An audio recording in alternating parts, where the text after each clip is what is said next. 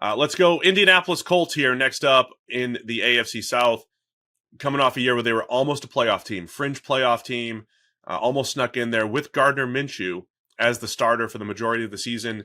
The big story here is going to be Anthony Richardson. Last year, number 4 overall pick, gets hurt. Didn't get to see much of him early in the season, but he's back and trying to see what he looks like from a development standpoint. One of the more fascinating prospects to come out in recent years because he had such a small sample size in college, but also had one of the best combinations of size, speed, and arm strength that we've seen in the NFL, to ever be drafted. So Anthony Richardson and his development here for the Colts.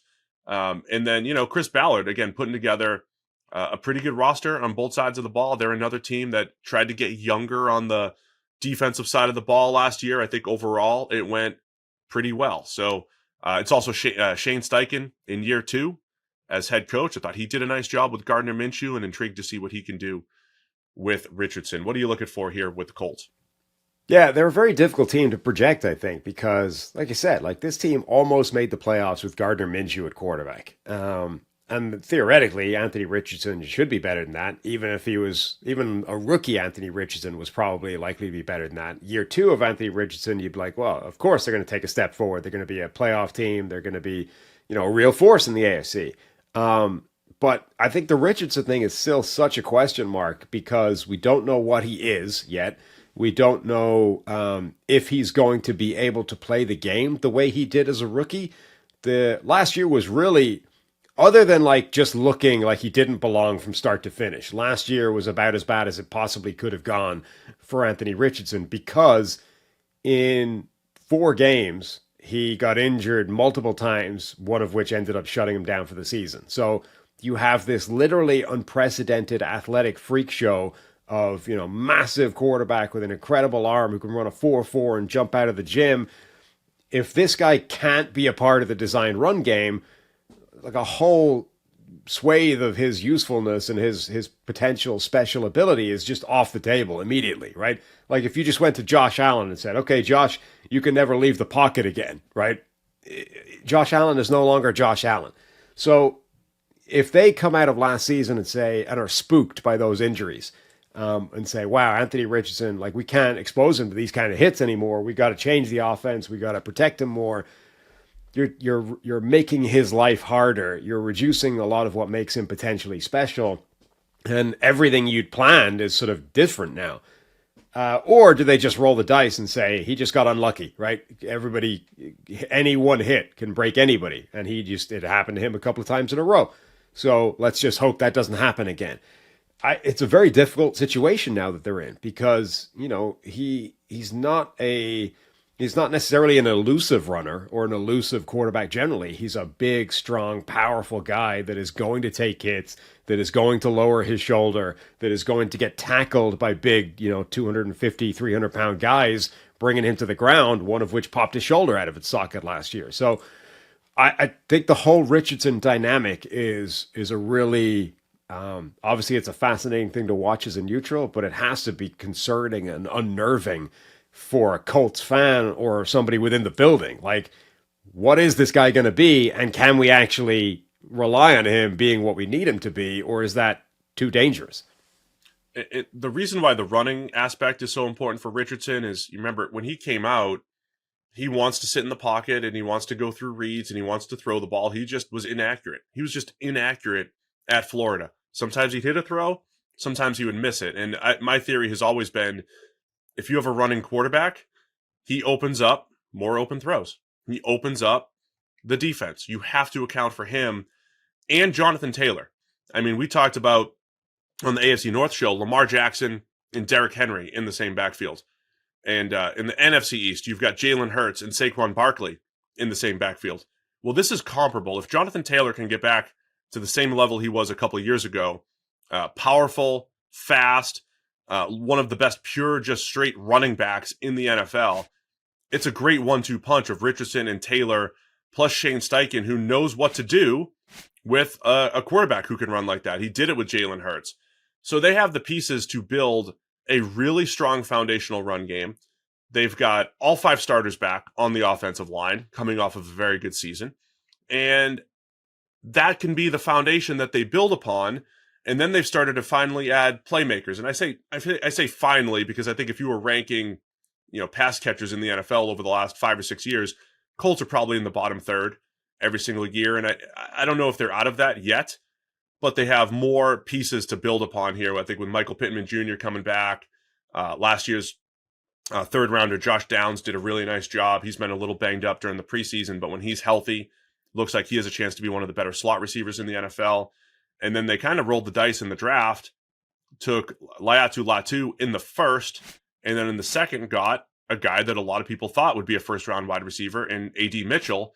So now this receiving group looks pretty good. So the Colts have a nice mix on the offensive side of the ball for Shane Steichen to maybe have this offense surprise some people this year.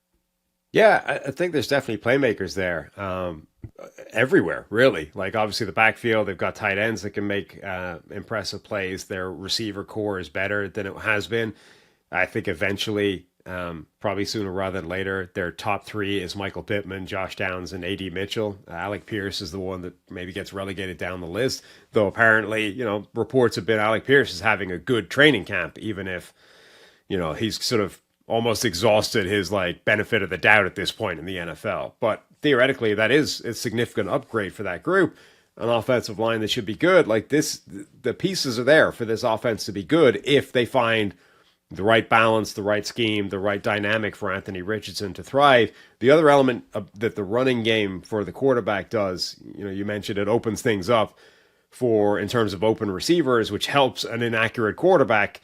It also buys you margin for error, right? Like, you can pick up a first down scrambling, and now you've got 3 more tries to get the first down passing. I liken it to Cam Newton, right? Cam Newton was an inaccurate quarterback in the NFL, which doesn't mean that every pass was inaccurate. Like, he could drop some absolute dimes, but over 500 pass attempts, Cam Newton would be more inaccurate than most quarterbacks. And the Panthers went through several iterations of trying to figure out what do you do with that? Do you try and increase the percentage plays, make everything short and dump off to running backs and horizontal, try and increase the strike rate of those easier passes, quote unquote, or do you lean into it, right? Do you just say he's going to be inaccurate, so let's make it explosive? They never really figured it out, I don't think, effectively. And Cam Newton was always felt like there was a little bit left on the bone because they hadn't quite worked out what the proper dynamic was. But I think as a general rule for these quarterbacks that are more inaccurate than others, if they are rushing threats, that buys them. You can live with that, right? It's like, okay, you're losing a little off the top from an accuracy passing standpoint, but you're gaining it back because they're going to pick up a first down that, other quarterbacks aren't, that your standard kind of pocket passer is never going to have on the table. So again, these are all ways of saying if Richardson has to lose some element of that, I think it's problematic for his development. On the other side of the ball, defensively, Gus Bradley's the defensive coordinator. He's got, I don't want to use the word vanilla, but the most, predictable system. Old school Seattle cover 3. Doesn't mean it's bad. He's been a very good football coach for years. You just know that they're going to rush 4. They're going to play cover 3, cover 1 on the back end with their long corners.